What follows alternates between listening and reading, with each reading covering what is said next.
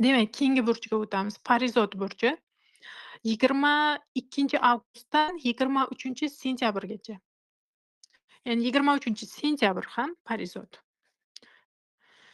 Demak, bu burchdagilar 22-avgustdan boshlab 23gacha sanaverasizlar har bir chislo orasidagi. Parizod ham Yer burji hisoblanadi. Ya'ni Yer odamlari bularham. Ular, Yerdagi boshqa odamlarga qaraganda, ya'ni Yerdayam o'sha har xil sifatlilar bo'ladi, lekin o'sha Yerdagi o'sha sifatlardan yanayam, kuchliroq bo'ladi shakllangan shu sifatlar, ya'ni puxtalik, kuzatuvchanlik и logika, ya'ni mantiq. Mantiq kuchli rivojlangan bo'ladi bularda, boshqa insonlarga nisbatan. Odamlarga foyda keltirishni yaxshi ko'rishadi va og'ir kunlardayam, oyoqda mahkam tura oladi. Ya'ni har qanday kunda ham, sinib qolmaydi. Muammolarni, hal qilish uchun tug'ilishgan.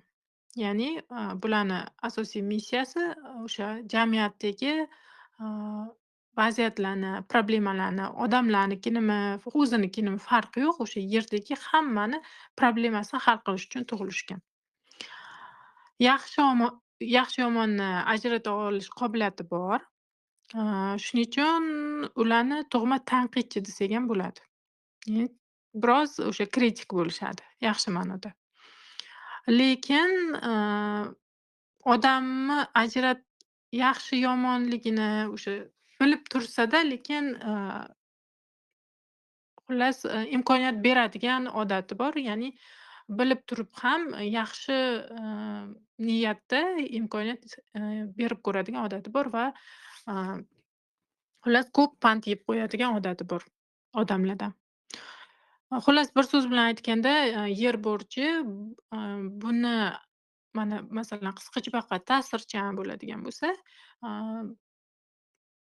arslon o'zini sevadigan bo'lsa, asosiy, umumiy qilib aytadigan bo'lsak sifatidan, parizodda o'sha mantiq, logika ko'proq, aql ko'proq, a, birinchi o'rinda turadi. Xullas aqlli desak ham bo'ladi bu burchdagilar.